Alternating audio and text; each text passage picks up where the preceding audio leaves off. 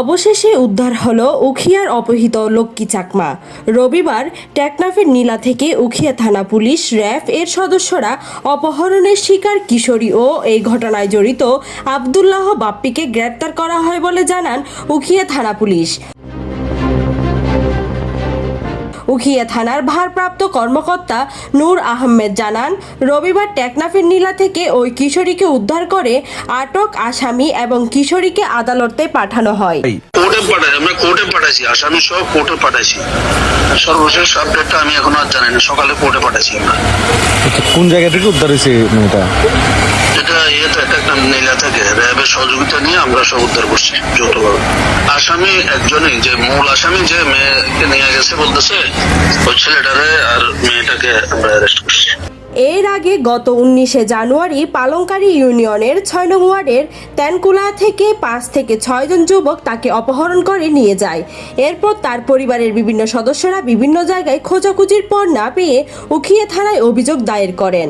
এরপরও আসামি এবং অপহৃত কিশোরী উদ্ধার না হওয়ায় পরিবারের সদস্যরা অসহায় হয়ে দ্বারস্থ হয় গণমাধ্যমের সামনে।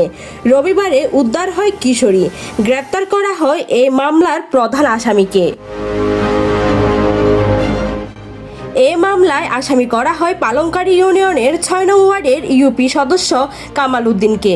এরপর থেকে ভুক্তভোগী কিশোরীর পরিবারকে হাত পা কেটে ফেলার হুমকি দেয় ইউপি মেম্বার কামাল ও তার সদস্যরা। এমনটাই অভিযোগ ভুক্তভোগীর পরিবারের।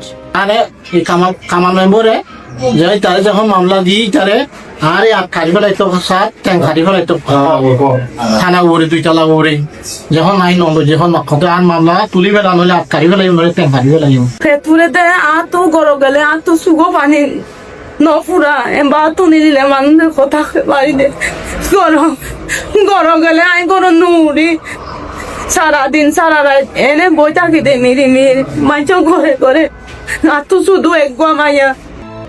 এই মামলার মূল অভিযুক্ত আব্দুল্লাহ আটক হলেও ধরাছোঁয়ার বাইরে এই ঘটনার মাস্টার মাইন্ড এবং অন্য আসামিরা। সম্প্রতি ইউপি সদস্য কামালের অস্ত্র হাতে একটি ছবি সামাজিক যোগাযোগ মাধ্যমে ভাইরাল হলে এলাকায় চাঞ্চল্যের সৃষ্টি হয়। News desk, Hindus news.